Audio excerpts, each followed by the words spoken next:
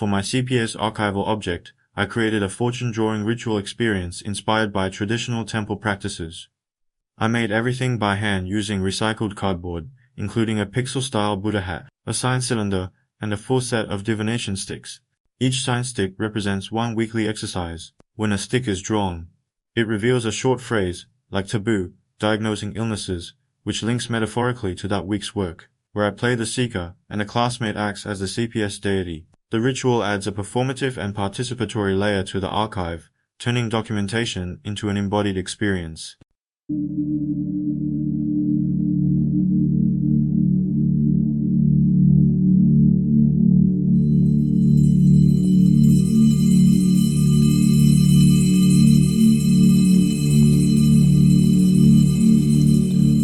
今日你来，非问未来，是问回还。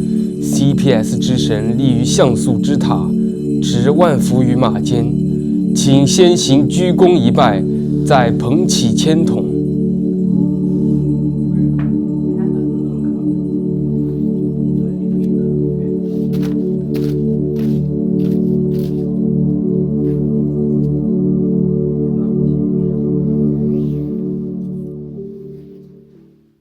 To expand on each sign's meaning, I produced a small booklet called the Signage Explanation Collection. The inspiration for this booklet comes from traditional fortune-telling, where you receive a piece of paper with an explanation when you draw a fortune slip. This collection connects each fortune to the corresponding weekly creative response, offering poetic reflections and thematic insights. When I shook the sign tube and got the sign for taboo diagnosing illnesses. This corresponds to the theme of the first week observation. I created a short animation exploring how Chinese doctors' handwriting, commonly referred to as doctor style, is converted into electrical signals by comparing the unstable nature of this handwriting with wave patterns. I conceived a scene in which writing generates electricity when I shook the sign tube and got the sign for advisable outing.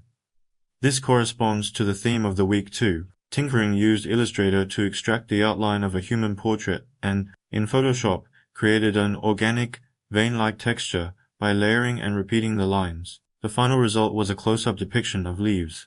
If I shook the sign tube and got the sign for advisable cold drink, this corresponds to the theme of the week 3. Found object. I created a collage video using a photo resembling an ice cube tray as the background and synthesized time-lapse photography of melting ice cubes on top of it. When I shook the sign tube and got the sign taboo sleeping, it corresponded with the 4th week's theme. Discussion of place. I used C4D to create a surreal 3D candy store. The work draws inspiration from dreamcore aesthetics and threshold space theory, twisting a familiar, comfortable space into something bizarre and emotionally conflicting. When I shook the sign tube and got the sign taboo moving house, it led me to the 5th week. Object-oriented ontology. I created a photographic work titled A New Home for an Empty Coke Can, using my mobile phone to capture a pile of abandoned university desks, among which an empty Coke can lay cleverly. The work expresses that the Coke can is no longer just trash. In class, it becomes a wanderer, an invader, or a protester. When I shook the sign tube and got the sign advisable climbing high, it corresponded to the 6th week's theme, time as material. I created a time-lapse video of an urban landscape and processed it using generative visual effects in Touch Designer.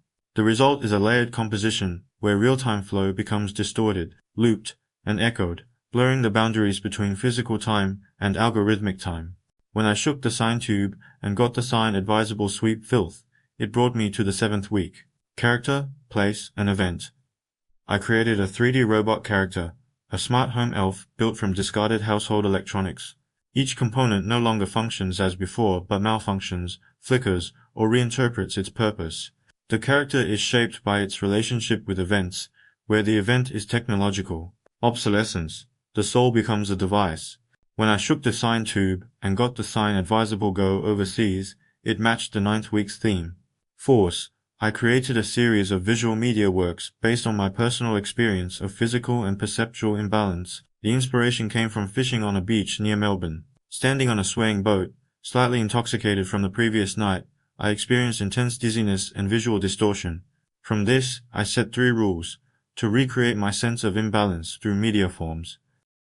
throughout the CPS process. A recurring theme in my work has been the idea of transformation through sensory disruption, whether it be transforming illegible handwriting into electrical currents, distorting physical space through 3D surrealism, or warping time and perception through moving images. The most intriguing piece for me is the 9th week, which I created as a visual response to my own experience of dizziness and imbalance while fishing. The sensation of losing bodily control led me to import the photographs into Touch Designer for processing, applying 3 specific rules, and ultimately presenting the results in an intriguing manner.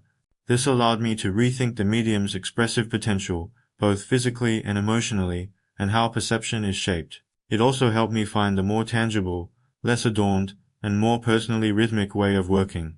This experiment transformed my understanding of the medium. It is not merely a tool for expressing ideas, but a means of recording the body, its limitations, and the slippery surfaces it inhabits. I plan to continue this approach, with disorientation, fragmentation, and sensory play as the core strategies of my future creative practice.